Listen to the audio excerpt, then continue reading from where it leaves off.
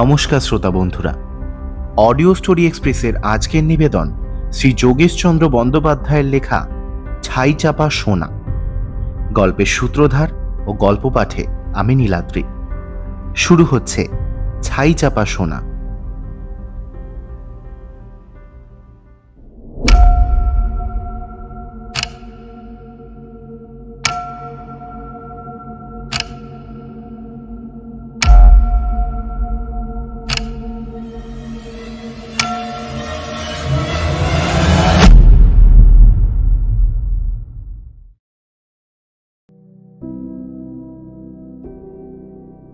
ঢিল তো অনেকেই ছোড়ে, সেজন্য বকুনিও খায়, কিন্তু ঢিল ছুঁড়েছিল একবার মোহাম্মদ আদিব।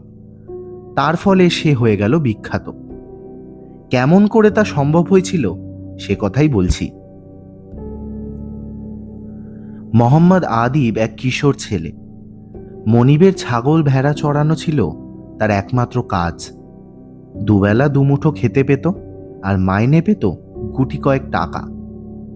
মানচিত্র খুললেই দেখা যাবে একটা দেশ, প্যালেস্টাইন, দেখা যাবে জুডিয়া, সবই ডেড সি নামে এক বিশাল হ্রদের কাছাকাছি। সে দেশ ইহুদিদের দেশ বলে বিখ্যাত। তাছাড়া বিখ্যাত হওয়ার আরও কারণ একটা ছিল। খ্রিস্ট ধর্মের প্রবর্তক যীশু খ্রিস্টের জন্ম হয়েছিল সেই অঞ্চলেই। চেহারা ফুটফুটে হলে কি হবে? সামান্য দোষ ত্রুটির জন্য সামান্য অছিলায় দুর্দান্ত মনিবের মার খেতে খেতে পিঠে তার কালশিরে পড়ে গিয়েছিল। মোহাম্মদ ছাগল ভেড়া চড়ায় আর আপন মনে নানা সুরে বাঁশি বাজিয়ে চলে। বুঝি কিছুক্ষণ সে অমনোযোগী হয়েছিল। তারই সুযোগে একটা ভেড়া কোথায় যেন উধাও হয়ে গেল। খেয়াল হতেই মোহাম্মদ হিসেব করে দেখে একটা ভেড়া তো নেই তার। কতবার সে গুনল, কিন্তু ফল হলো একই, হিসেব আর মিলল না। ভেড়া একটা কোথায় পালিয়ে গেছে। এখন কি হবে ভাবতেই তার সারা বুক কেঁপে উঠল মনিবের ভয়ে। তার চোখের সামনে ভেসে উঠতে লাগলো মনিবের রুদ্র মূর্তি আর তার হাতের লিকলিকে চাবুক। পাগলের মতো সে ছুটতে লাগলো চারদিকে, এখানে সেখানে খুঁজে বেড়ায় তার ভেড়াটা। ডেড সির তীরবর্তী সেই অংশে ছোট বড় খানাখন্দ আর পাহাড়ি গুহার অন্ত নেই। মোহাম্মদ চলে আর মাঝে মাঝে সেগুলোর ভিতরে উকিঝুঁকি দেয়। হাতের কাছে যা কিছু পায় তার মধ্যে ছুঁড়ে মারে। এমনইভাবে উদ্দেশ্যহীন হয়েই বুঝি এক খণ্ড পাথর সে আবারও এক গুহার ভেতর ফেলে দিল। কিন্তু পাথরটি ভেতরে পড়তেই যে শব্দ হলো, মোহাম্মদ আদিব তা শুনেই চমকে উঠল। মনে হলো পাথর খণ্ডের আঘাতে বুঝি কোনো হাঁড়ি কুড়ি ভেঙে গেল গুহার তলদেশে। সে আবারও একটা পাথর ফেলে দিল, সঙ্গে সঙ্গে আবারও সেই শব্দ। ভয়ে আর সে একা থাকতে পারল না সেইখানে। সে ছুটে গেল তার গায়ে। তারপর সেখান থেকে নিয়ে এলো তার এক সাহসী বন্ধুকে। গুহাটি দেখিয়ে তাকে বলল, এর মধ্যে কি আছে রে ভাই? দু একটা পাথর ছুঁড়ে দেখ না, কি জানি কি সব ভেঙে চুরে যায়। বন্ধুও পরীক্ষা করল, বুঝতে পারল মোহাম্মদের কথা খুবই সত্যি। কিন্তু কি আছে ওই গুহার মধ্যে? ভয় ও কৌতূহল তাদের উন্মাদ করে ফেলল। কথাটি তারা আর চাপা রাখতে পারল না। তার ফলে দেখতে দেখতে সেখানে ভিড় জমে গেল। সকলেই কৌতূহলী, সবাই জানতে চায় কি আছে ওর ভেতর। তারপর চারদিকে সতর্ক পুলিশ পাহারার মধ্যে গুহার রহস্য উদ্ধারের চেষ্টা চলতে থাকে। শুরু হলো মাটি খোঁড়া। অবশেষে খোঁড়ার কাজ একদিন শেষ হলো। সেখান থেকে বেরিয়ে এলো অনেকগুলো মাটির চালা। সেগুলো ভর্তি রয়েছে প্যাপিরাস ও চামড়ার ওপরে লেখা কতগুলো জরাজীর্ণ পুঁথিপত্তরে। পণ্ডিতের দল বসে গেলেন তার পাঠোদ্ধার করতে। সে যুগের ইহুদি ভাষায় লেখা অসংখ্য ধর্মপুস্তক, সবই খ্রিস্টান ধর্ম সম্পর্কে, বাইবেলের অংশ ও আরও কিছু নতুন জিনিস। নানা রকম গবেষণা করে পণ্ডিতরা বললেন, 68 খ্রিস্টাব্দে রোমকদের সঙ্গে ইহুদিদের এক ভয়ঙ্কর লড়াই হয়। ইহুদিদের এক অংশের নাম এসেনিস। তারা ছিল খুব ধর্মপ্রাণ, দিনরাত ধর্মচর্চা করেই তাদের দিন কাটত।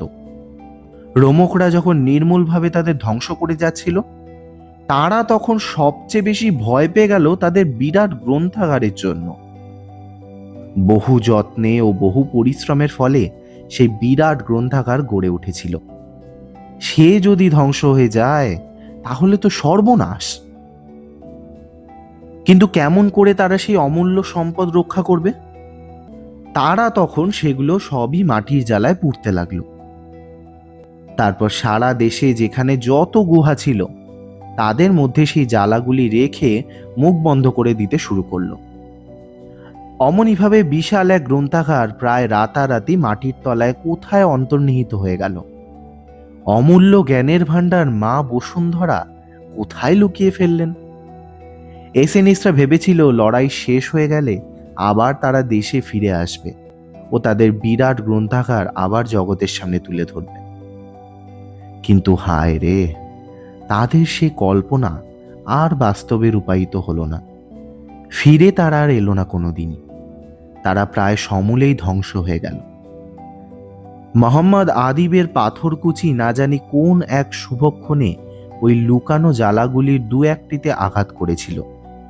তার ফলে প্রায় 2000 বছর পরে এবার তারা আত্মপ্রকাশ করতে শুরু করেছে।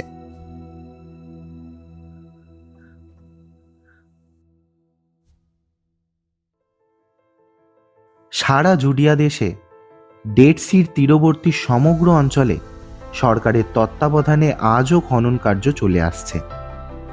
একদিন যে স্থান ছিল প্রায় জনবসতিহীন, আজ সেখানে হাজার হাজার লোক শুধু একই উদ্দেশ্য নিয়ে সমবেতভাবে কাজ করে যায়।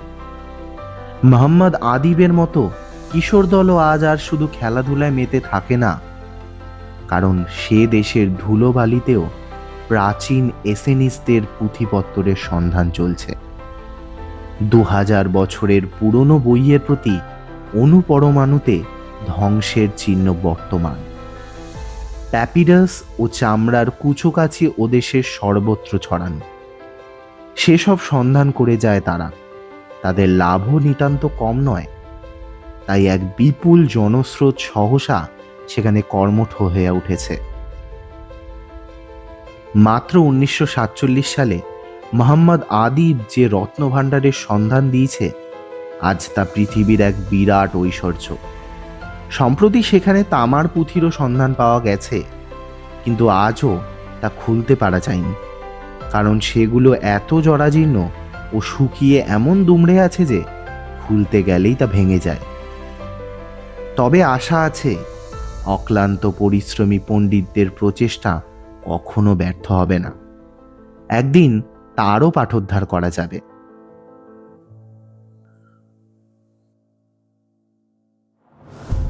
এতক্ষণ শুনছিলেন শ্রী যোগেশচন্দ্র বন্দ্যোপাধ্যায়ের লেখা ছাই চাপা সোনা। গল্পটি ভালো লাগলে লাইক, শেয়ার এবং চ্যানেলটি সাবস্ক্রাইব করে দেবেন। সাবস্ক্রাইব করার পর পাশে থাকা বেল আইকনটি ক্লিক করে দেবেন।